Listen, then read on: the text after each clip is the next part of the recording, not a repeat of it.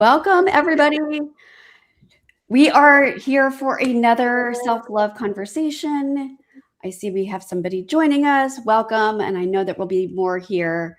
So I am Erica Voll. I'm a decision mentor and inner trust guide, and I write the Unfolding Substack and host the Unfolding Letters from the Middle of Becoming podcast. And I'm so glad to welcome you to today's Summer of Self-Love conversation. And in these conversations, we're exploring women's relationships with themselves, with their inner critic, and their relationship to self-love. The Summer of Self-Love is a continuation of what I started in April when I talked about women and trusting their voices. But this is about women trusting themselves because we know our inner voice is just as important as our outer voice. And we know that when we feel good inside, we feel confident, and that helps us express ourselves more fully, and it ripples into our relationships with others. Today, we are joined by Tammy McCroary, who writes the Unshrinking with You with Tammy Substack, and Csilla Gergely, who writes the Feminine in Midlife on Substack.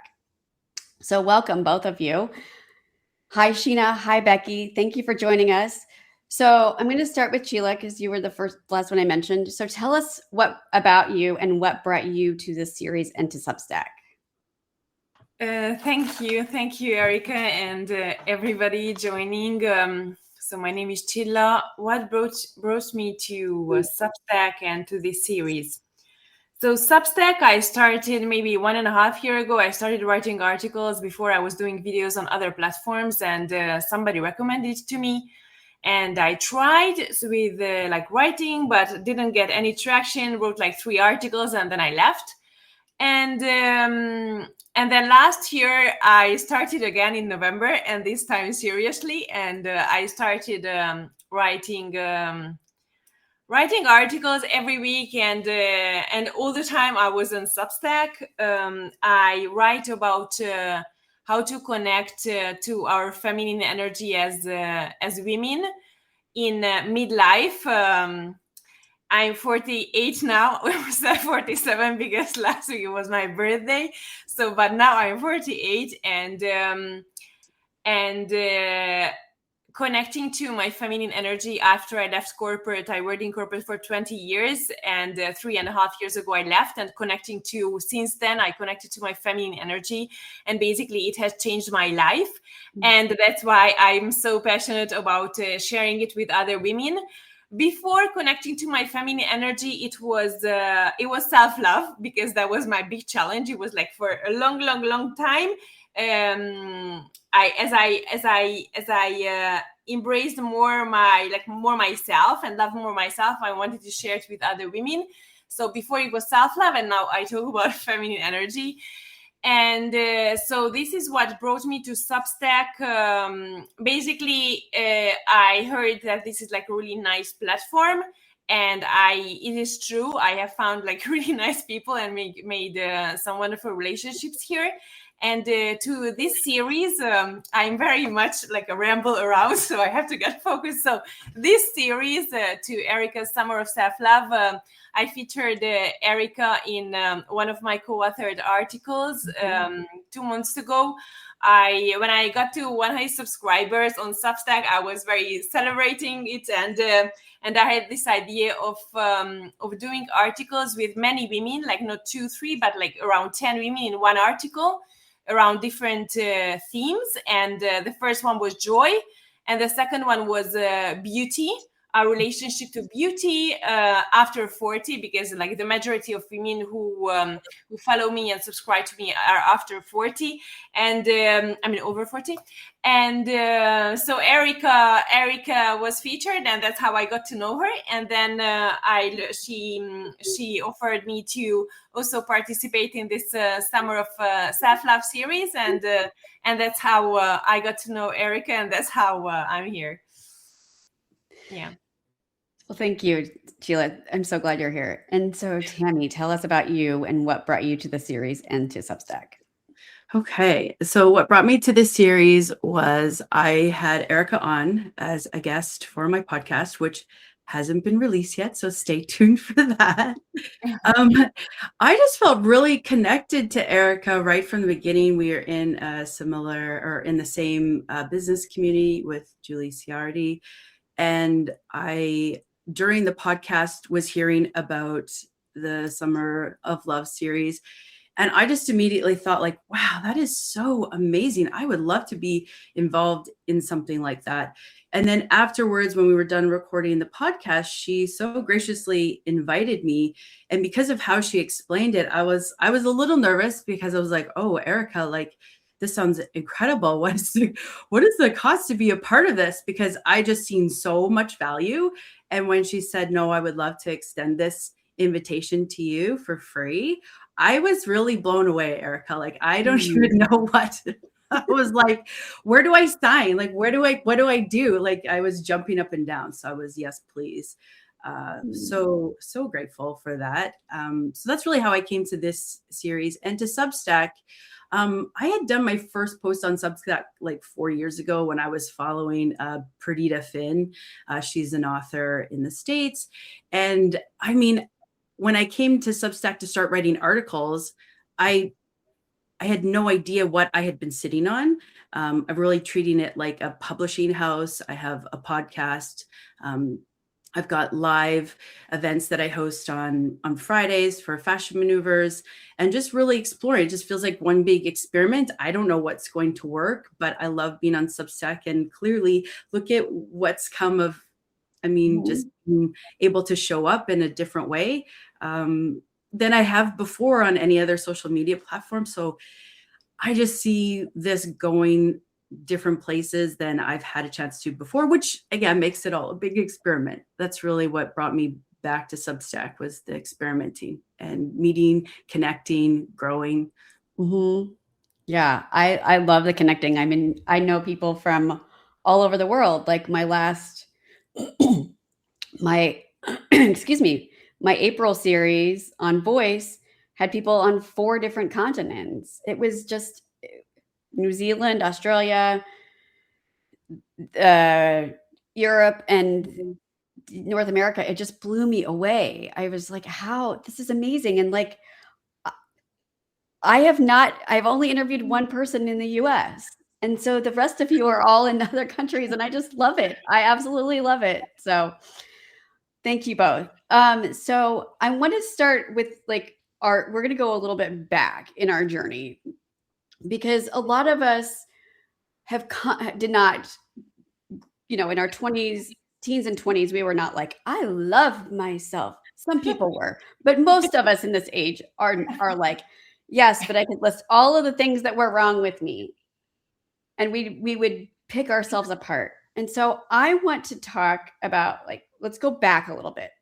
And I want you to talk about how, if you overheard yourself now talking about the way you talked to yourself 20 years ago, what would you have thought? That inner critic talking to you back then. And I'm going to start with you, Tammy. Oh, goodness. I was thinking about this yesterday. I really was going over this. And at 27, I was a young mom. And my inner critic was that I wanted to be around family. But honestly, I mean, I am cut from the same cloth of where I grew up. But I love loving my parents far away. And so there was always this pull of like, I should be with my family, and I don't necessarily fit in the same way as the person I'm becoming. And that inner critic just was that I'm alone. I need to do this on my own. I don't know. Like, I look back in that inner critic, I just wanted to be such a good mom, because I was a young mom. And when I showed up to mom groups, I was always like, oh, you're the baby. And I'm like, but I'm not a baby.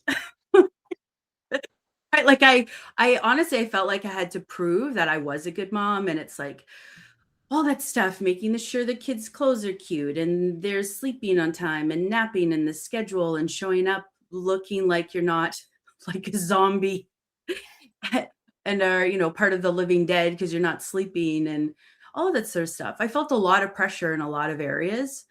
Yeah, being a young mom, being away from family. I did have my older sister with me at the time in the city I was living in. But still, I mean, she had her own family that were at different ages than I was. I mean, we still did family events, but it's different than having your mom and dad, right? Mom and dad still want to like put you under their wing and, do all the things that mom and dads do. So I don't know. It was a strange time, honestly. How about you, Csilla? How would that inner critic talk to you, and how did you, if you heard yourself today, what would you think? Yeah, so in my teens and 20s. Yes. Yeah.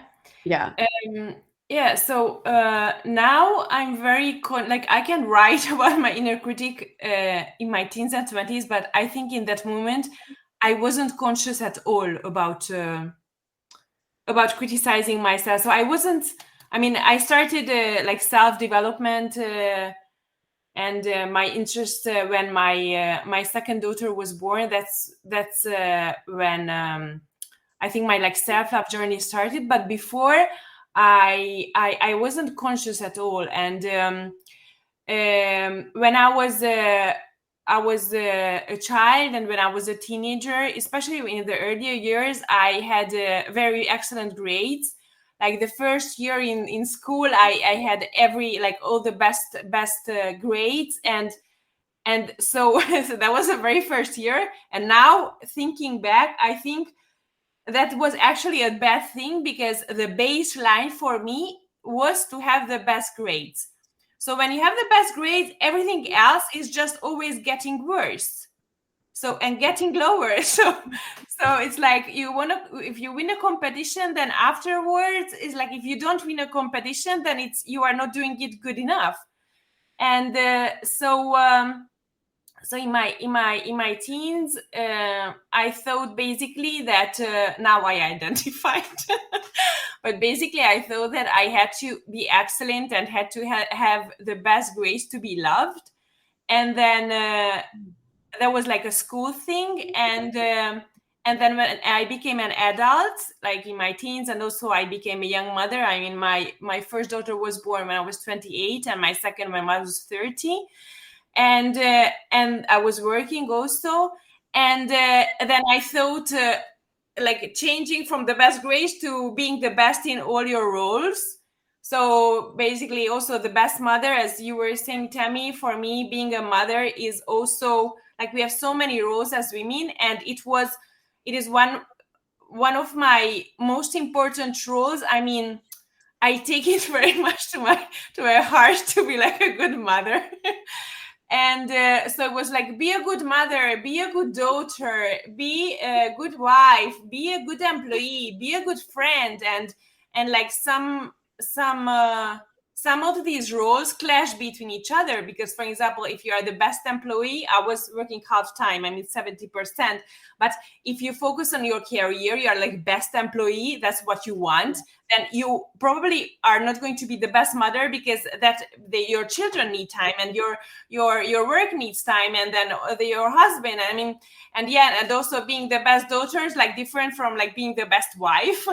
And I live in Spain. I'm from Hungary, and I've been living in Spain for 23 years. My husband is Spanish, and that's why I'm here. So for me to be with my parents, it was going to Hungary. So yeah, it was all these roles. Basically, it had to be the best to be loved, and fortunately, this is not this is not my truth anymore, which I really celebrate, because this is not a nice way to live. Yeah. And in that moment, and also like I was reading the series you do on Summer of Self-Love with me and all these other women, and I'm like, in that moment there was no material about this. I mean, I the concept of self-love I didn't hear in that moment. I didn't hear it when 30 years ago, when I was 17. And now there is just so much information, and there are so many, like, women can watch Substack lives and read articles and books, and also free. But in that moment, I mean, you were alone with your self-criticism, and that's it. I mean, you couldn't do anything to like make yourself, your life a little bit better in this way. Yeah. And I think a lot of us, I don't know about you, but I know for me, I didn't know that I was reading self-help books but I was picking them up because I always thought that there was something that was wrong with me that I needed to fix. And I learned it from my family. And I shared that in the story behind the whole summer. And that was in, I think, the second article. So I want to know if there was, so you both talked about the moms and being mothers. And I think that being mothers can bring up so much for so many women. But was there someone who saw you differently than you saw yourself and who maybe believed in you, and what did they see and what flipped it for you? Like from that critical side into where you are now, that more loving side. And I'm going to start with you, Csilla, if you're ready. This question, I really have to think about it. Like, I mean, I felt supported by my parents. It's not that I didn't feel supported. I think it's just like this thinking of being the best in school. I think in school I had two English teachers. One was from Hungarian. She's passed away some years ago. So thank you now in this moment. And the other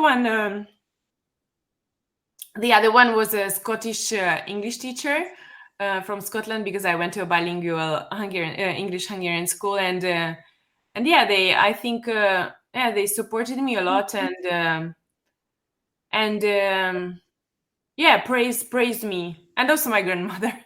And my grandmother, she always said nice things about me. Yeah. How about you, Tammy? Was there somebody that saw you differently that you saw yourself that helped you? Maybe it was a light flip. What is that? A light switch moment. That's what I'm trying to think. Right. This one's a big question for me because that person was my dad. Mm. And every time I got off the phone with him, he would say, "I'm so proud of you." And I know that there's this camp A of like, don't tell your kids you're proud of them. They need to be proud of themselves, which maybe I don't agree with because I had an entirely different experience.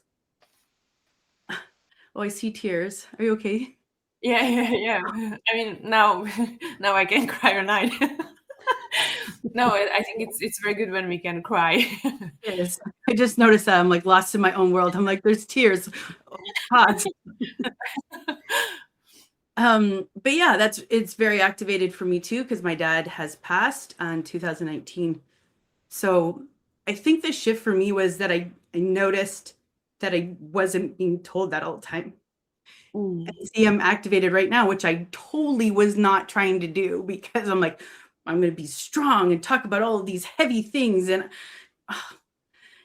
But yeah, super activating. That was the switch I noticed when I didn't hear somebody in the background saying all the time, "I'm so proud of you," which is strange. And I keep saying that too, but I have a lot of people that support me and have always seen me in a different way. My life has been like, there's a pattern, right? I was the youngest on a basketball team. When I was young, I went to go apply as a hostess. I ended up being the head bartender. I got out of dental assisting school and I wanted to, work for one of the top 5 cosmetic dentists in the city. And I ended up in that right in my practicum. So there's always just been this ascension ladder that's happened so naturally. So I've always been in that disbelief, because I'm like, whoa, like, how does that even happen, when I see that that's not the story or the journey for other people. So I really needed that person in my corner saying, "I'm so proud of you," because I was in disbelief. It was so surreal, the things that were coming together for me that wasn't orchestrated. It just it was meant to be that way. So I don't know if that answers your question, but that was the light switch moment in the opposite way. I love that. Like, not everybody has that. And to have that is such I don't want to say special, because that's the only word that's coming to my perimenopause brain that has lost all the words. But like, to have a parent on your side in that way is so unusual and such a gift, really. I think so many of us have not had that, or we had it to some degree, but it was like so there was some condition put onto it too. Yeah. Absolutely. It was special. It was. Yeah. So I want to talk about now, move into like, how do you both see yourself differently as you've gone through this journey? Because you're both in your 40s. And how have you started to see yourself differently? And then what has become this like self-love part of you, this part of you that you just are like, I am so amazing and I am such a kick-ass person. So Tammy, I'm going to start with you for this one. Learning my human design. Like I'd had a reading years ago, and then when we really started sinking into it in January with Julie's program, I was just like, oh my God, it's like somebody like writing out who you are and going like, don't you see? Like, this is why, hello. Like, I mean, you can't change this. Was really profound for me, because I have a part of me that shows up for community, that knows how to hold space for people. But there's also a side of me as a 4/6 where I need to retreat. I need to have that space on my own, but because people are so used to that immersion of when I am showing up, that it feels strange, or that or something's wrong when I need that space and I have to actively curate it, because it does not happen organically. So when I curate that time out, it's like, well, what's wrong? What do you need? Why do you need that time? And where are you going? And all of these questions. And being the age that I am, not having to explain myself, just saying that that's what I need. And that's okay for me. And somehow you need to make that okay for you, because this is what's happening. That part's non-negotiable, but I'm also not willing to explain it to a depth that maybe I would have in the past. Like, don't you see me? Don't you hear me? Don't you, like, I need you to understand me for it to be okay for me to want this. And I don't need that anymore, which is been such a relief, because as a verbal processor, being neurodivergent, I can tend to over-explain, and I live with all males. The more explaining I do, the more they glaze over. So it's like, nope, this is the way it is. I'm out. Yeah, and I see you have an undefined throat and an undefined identity center too. So yeah, I can see how that comes up. But I want to note, actually, I'm going to save that for the human design piece.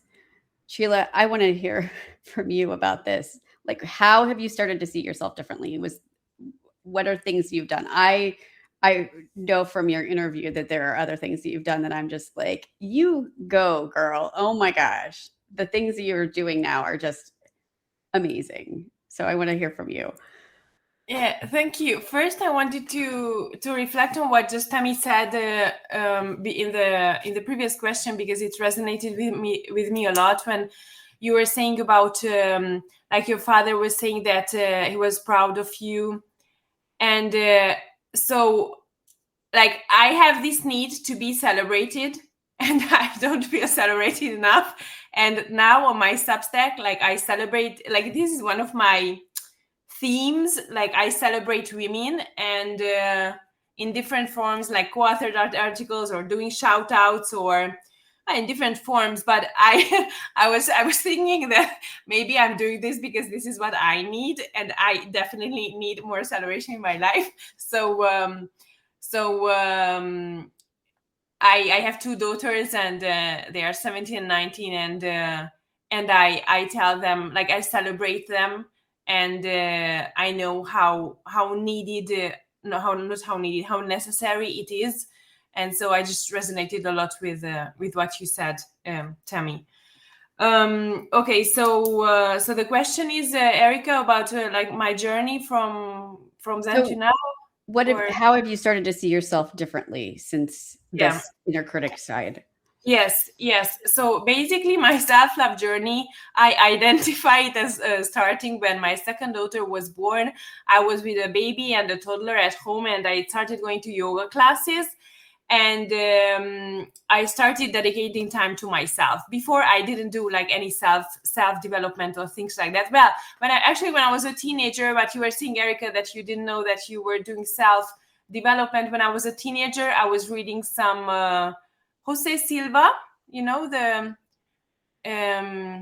well, anyway, like to change things with your to meditate and to change things with your mind. So now looking back, that is one type of self-development. Amazing. Yeah, but I didn't, apart from that, I didn't do anything like this. And so I started dedicating time to myself when I had my second daughter, going to yoga classes once a week, and then I started going to belly dance, and that was like my moment, because as a mother, just we get so I mean, we focus everything and all our energy when we have little children on them, and so starting dedicating time to myself was the first step, I think, on my self-love journey. And then I started reading lots of books, then listening to podcasts, following people. Then it was already internet era, so it was possible. And I did courses, and I did belly dancing for 10 years. In that moment, I was still working. And for me, for like my body image, that was very important. Like in belly dancing, in the first classes, I was like, I don't know, fully clothed, like wearing, like hiding my body. And then in the end, like after 10 years, like your image of your body gradually just gets so much better. And then I stopped it. And then almost 2 years ago, I started pole dancing when I was 46. I'm really proud of that. I think it's one of the biggest accomplishments of my life, actually, like to do the things like climb to the ceiling. I was never good at sports. Like in the PA class, I think it's like physical education class, I could never climb the rope. There's this exercise of climbing the rope. I wasn't able to. Like, I had excellent grades except for physical education. And now I can climb to the ceiling, and I dance in 7-inch high shoes. And yeah, so it was, for me, it was such a gradual thing. I mean, it's not one moment. I started going to women's retreats. Then since I left corporate, I've done several very long masterminds and feminine embodiment courses, and dark feminine courses, and different archetypes of the divine feminine. And so it was just a very, very gradual thing. There was a book, I remember, I don't know the title, but I think it's called Love Yourself as if your life depends on it, because it does. It was like a very thin book. So I've done so much work around this, and but now I am really happy, because yes, I can say I love myself and I'm amazing, and especially like I love my body. I'm not like a typical skinny person, so it's like what I think, like for some people, maybe for some women, it could be easier to love their body because they have like the typical perfect body type considered by current society standards. I don't have that. And I have the Aphrodite body type, which is the society that was like some 1,000 years ago. And I love my body, and I love wearing dresses, and feeling so feminine, and all this programming that we listen from society, from social media, from the television, everywhere. It's like, it makes me so sad. One of my, like, as I have overcome this challenge in my life, one of my passions and missions is to help other women love their body, because in a way, I mean, why wouldn't we love our body? I mean, why do we have to? Okay, so if we have love handles, okay, so what happens? What happens? I mean, nothing happens, but we are told, like, and wrinkles, wrinkles, and I have stopped dyeing my hair, I think 1.5, 2 years ago or something. And but before it was like, oh, your gray roots are showing. That is horrible. No, that is not horrible. I mean, Yeah. So I'm very passionate about feeling beautiful, and not through like Botox and things, because you won't feel beautiful. That is just that you would need more and more, but loving how you look, and also when you have joy and when you have enthusiasm for life, it shows on our face.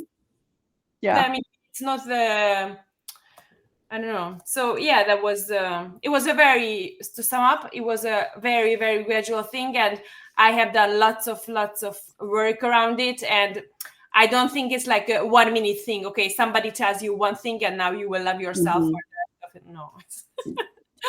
I know it's not an overnight thing. And my Yeah. daughter will say, Mom, you've got more gray hairs over here. And I'm like, I earned every one of those hairs Yes. with you.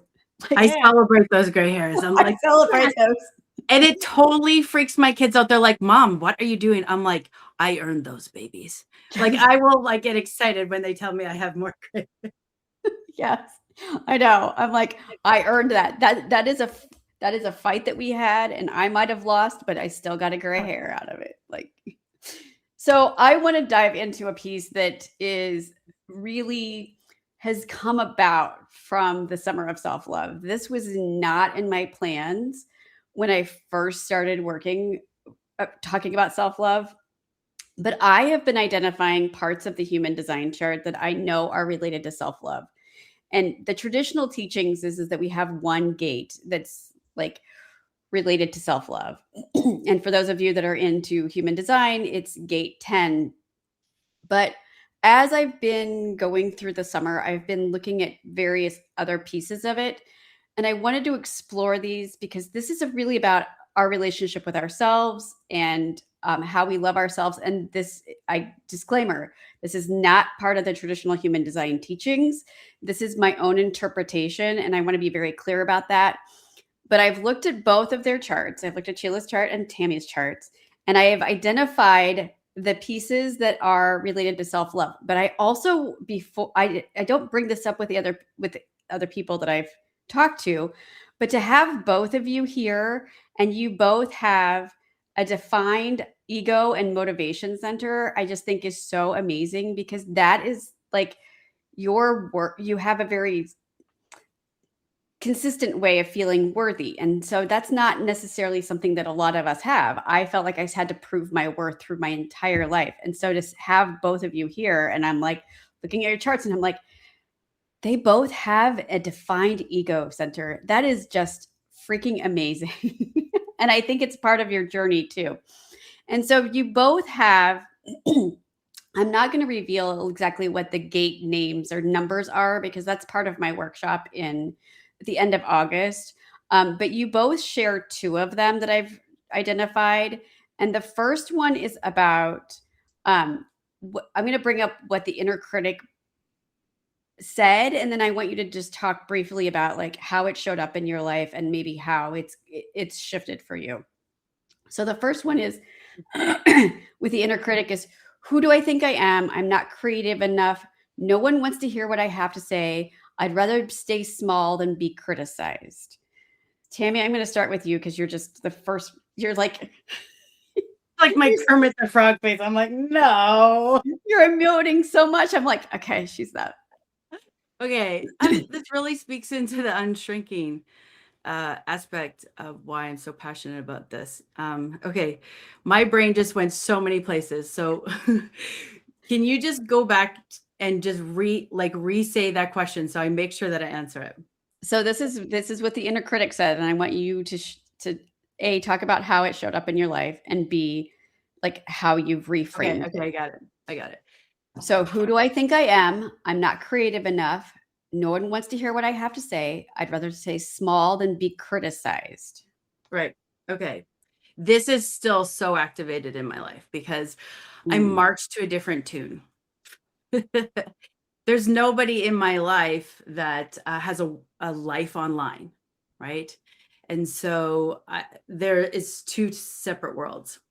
But in the sense, like as a clinical hypnotherapist and who I've worked with and who I've had the chance to be mentored by, and what I'm training for right now as a fascia maneuvers coach, that creative piece that I understand that's flowing through me, and creating relationships where somebody else gets to hold space for me and I get to tease out where my gems are is so important for me. Even like I went home for 2.5 weeks, and of course I have support when I arrived back from my vacation, but I couldn't really decompress the way I wanted to, the way that like allows me to just like do a full cleanse.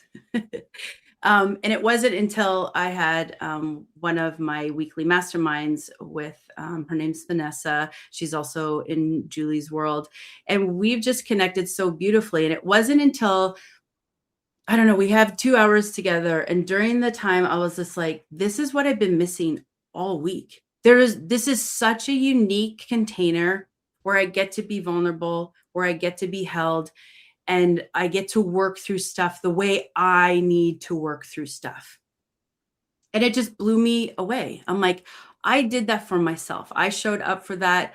I answered the invitation to be a part of that mastermind.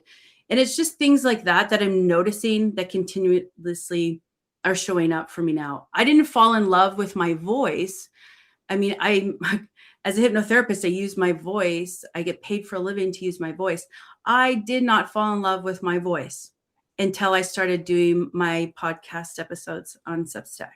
Mm. There was one episode that I just listened to over and over and over again. And it was in the beginning, and it was more of a creative piece than a business piece, or it had a specific theme. But I was just like, it came from a comment on another person's Substack, and it just flowed into this piece where I was like, oh my God, that's so pretty. That's so pretty. And the way I worded this and the way I said this, and I just listened to it over and over and over again. I put it on repeat and fell asleep with it, like on my pillow. And I had never had that before. So it's these very crystal clear moments that feel so different and are so undeniable and are very unique and creative. And I almost like I need it like air. I can't breathe without those types of places to allow me to show up creatively, allow me to show up. That is the most authentic way for me to show up. Oh, I love that. Csilla, how about you? Do you want me to read the inner critic? Yes, if you can repeat, yeah. Okay. So this is who do I think I am? I'm not creative enough. No one wants to hear what I have to say. I would rather stay small than be criticized. How did that show up in your life? And then how have you reframed it? Yes. For me, for like a very long time, one of my biggest wounds is I don't feel listened to. I have worried a lot on this. And now I do feel listened to, but still I could, I could feel more listened to. And like, I think like what you were saying about your voice, I sing, for example, I sing now in a choir, and also when I was a teenager, I don't know. I also, I like watching my videos, or I have them in podcast format now. I just started the Spotify podcast last week on my birthday. I connected it the Substack to Spotify, and I was wondering whether, like, I have done so many videos in my life on TikTok, Instagram. Now I started here, but here it's more writing. But I was wondering if like this not feeling listened to is why I do so many things, like to show myself. As you were saying, Tammy, like also I'm like I'm in a lot of places online, and my family is not like, we are not like, like I feel similar like you.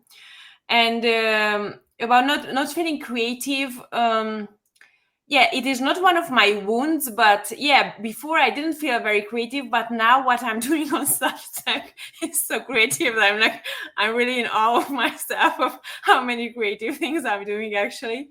And women who participate in my articles and who are part of my community are telling me, oh, you are so creative. And and I have so many ideas now. Also, when you're embodied to you in your feminine energy, then like ideas just flow. And I have so many ideas, I don't have time to implement them. And what else you said? I'd rather be small than criticized. Yeah, for a long time, especially I worked in corporate for 20 years, and there you had to be perfect. It was finance. You had to be perfect, no errors. So that made, and also I didn't like to ask questions, because that would mean that I didn't know something, I didn't know the answer. So I thought that I had to know everything. I had to be very smart, and if I'm not, then that is a big failure. And now I can perfectly say I don't understand, or or ask a question because I don't know the answer, and that is okay. And of course we cannot know everything about this world, but like in that moment I was just like I had to know everything. I was very much in my masculine corporate environment.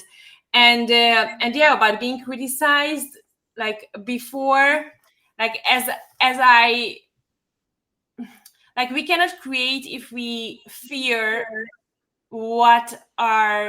if it's going to be good enough, which is another of my wounds, like being good enough.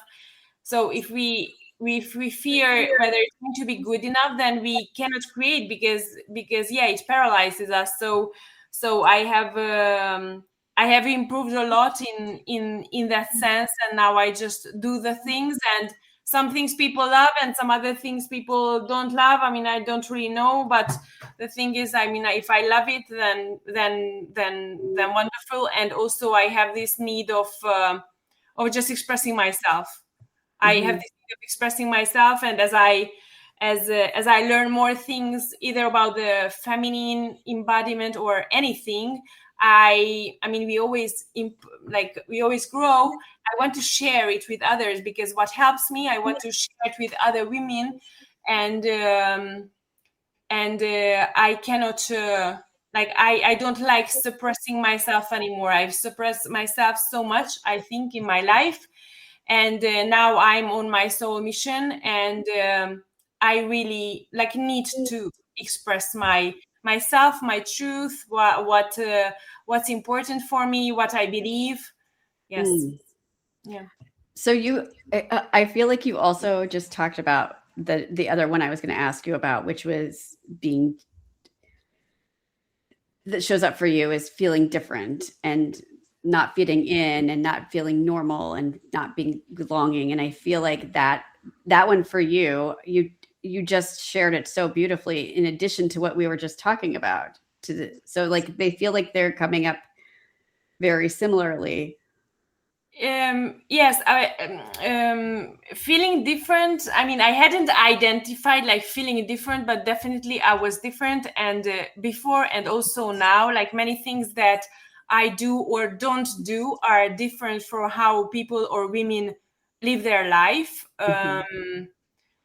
For example, what I said before, when I was a mother, I started dedicating time to myself, and the majority of women around me don't do that. The majority of women, I mean, I call it like martyrdom and victimhood, and I don't agree with that, because I feel that we dedicate so much time and energy to our children, and we love them, but that doesn't mean that we should eliminate ourselves as a human being and as a person and as a woman especially. And that is one of my passions also.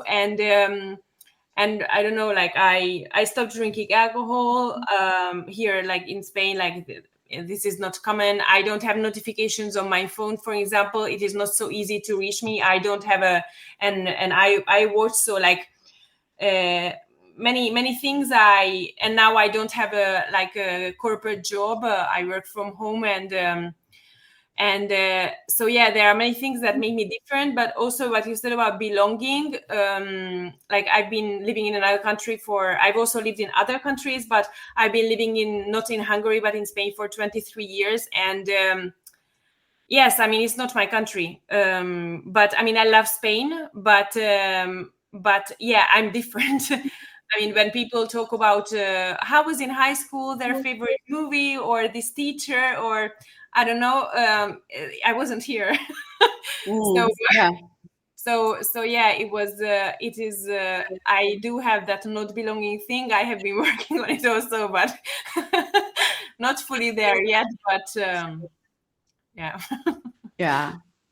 I have the same one, so I feel that very deeply. So Tammy, you have one that is about the mental loops of why can't I stop thinking about this? I'm overthinking everything. I should have had this figured out by now. What if I've missed something? Why can't I let this go? How does that one show up for you in the past, and like how are you reframing that one?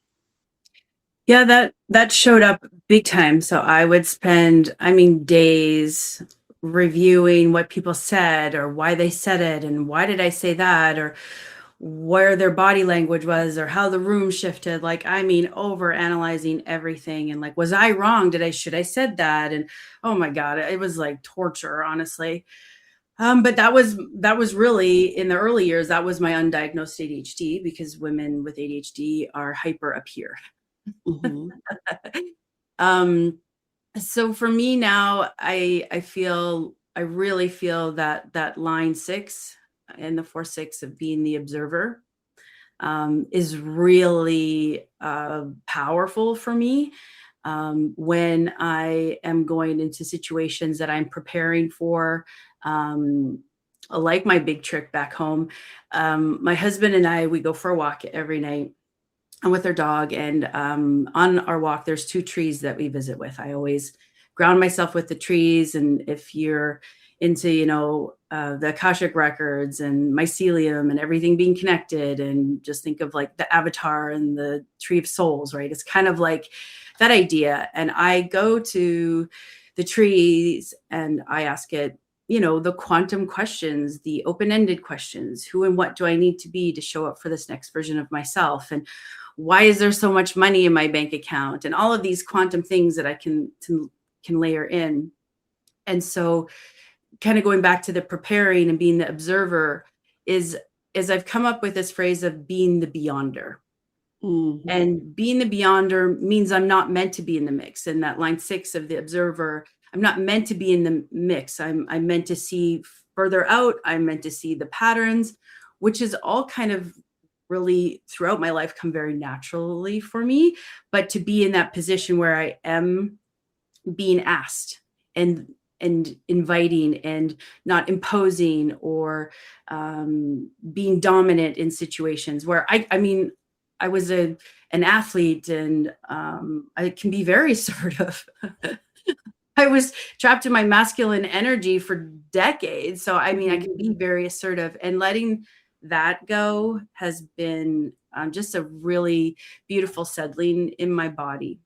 So the beyonder and not needing to dominate rooms or impose, just letting really that feminine energy show up, I think is what's been different for me. Oh, I love that. So we have 2 questions left, and we're going to wrap up in about the next 10 minutes or so. So thank you all for who have been here live. Thank you to those of you who are on the replay and listening by audio. So I would love to know what you're each working on right now, and then we'll have one final question. So Tammy, I'm going to go ahead and start with you with this question. What are you working on right now?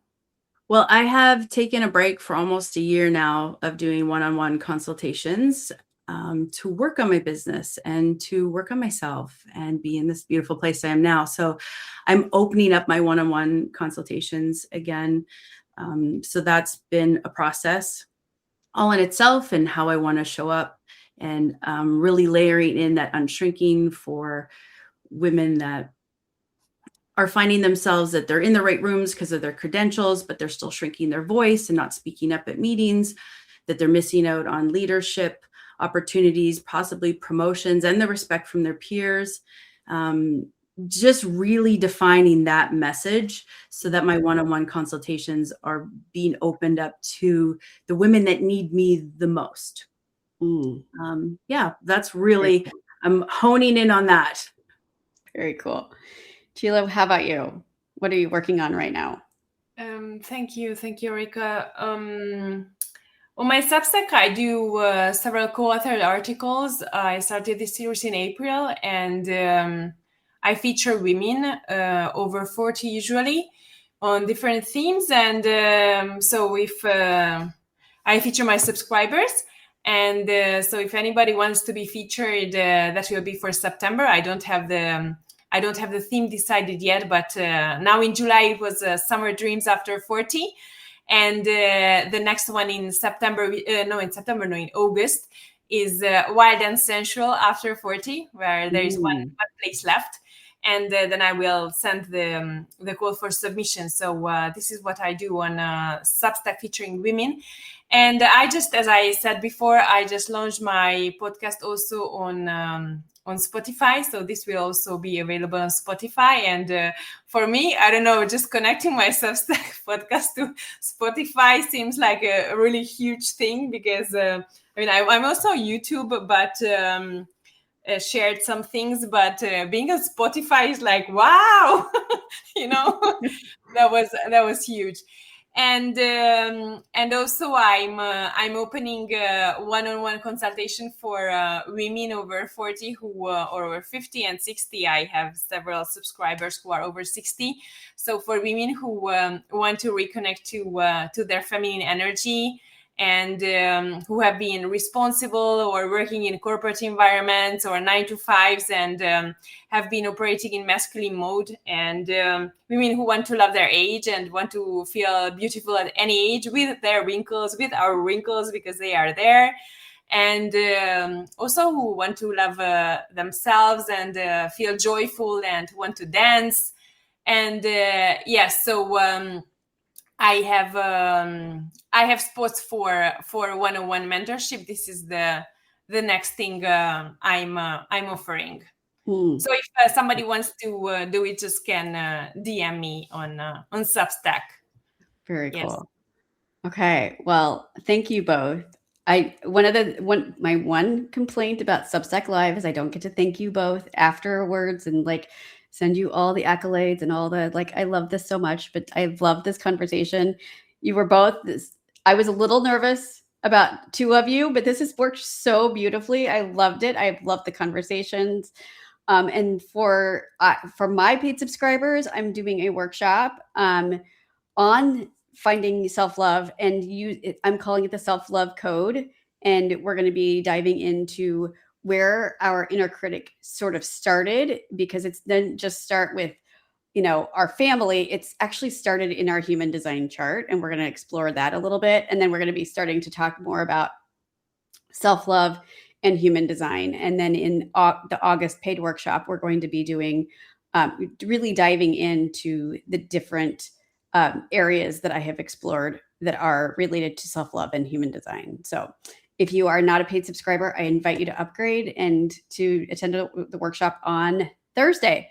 So I have one last question for both of you. And this is what I ask all my podcasts, all of my Substack lives. What is one unwritten rule of midlife that you would like to rewrite? Csilla, I'm going to start with you. Unwritten rule? Well, I don't really know about unwritten rules, but one thing to rewrite is to reconnect to our feminine energy. Like in midlife, it's many of us have been operating in masculine mode and being responsible and stressed, and we are so capable. But we need to reconnect to our feminine energy, because it is such a wonderful way of living, and we don't have to give all the time. We can also receive, and we don't have to do so many things. We can also just rest and flow with life, and be spontaneous and creative. So it is, in general, it is reconnecting to our feminine energy. That's what I've done, and in the last 3 years, and it has completely changed my life. I love that. Tammy, how about you? What is one unwritten rule of midlife that you want to rewrite? This is such a crazy question for me. Gosh. I think an unwritten rule is that you don't have to put yourself in a box. Like, you don't have to even stay in the box that others put you in, or you've allowed yourself to be put in for decades, or, you know, you just don't have to be that version of yourself anymore. You can choose who the version of you that you want to be, and literally tell everybody to take a flying leap if that's what it takes for you to go find the next version of yourself. Like that whole ban the bras thing, the whole like just feel beautiful in your body, and like just don't stay inside a box that you were not meant to be in. Mm. Yes, yes. That's one of the things that I hear from clients is they're like, I just got tired. I feel like I've been fit into a box. Like I took the Enneagram and I had to fit into a number, or I took the Myers-Briggs and I had to fit into this, or the Strengths Finder. And I'm like, they're like, I'm tired of fitting into a box. So I love that. And as a 5-1 profile, I feel that very deeply. Like, don't put me in a box. Don't tell me who I have to be. Yeah, it might be dangerous for you. Don't do that. Well, thank you both. This has been such a pleasure, such a joy. And those of you on replay, I hope you enjoyed it as much as I did. And we will talk. I will be back next week with another conversation. And also, you'll be seeing more of Tammy and Csilla on the articles that are coming up in August. So thank you all. It was so good to talk to you. Thank you, Erica, and thank you, Tammy, and thank you for everybody watching. Have a good one. Bye. Bye-bye.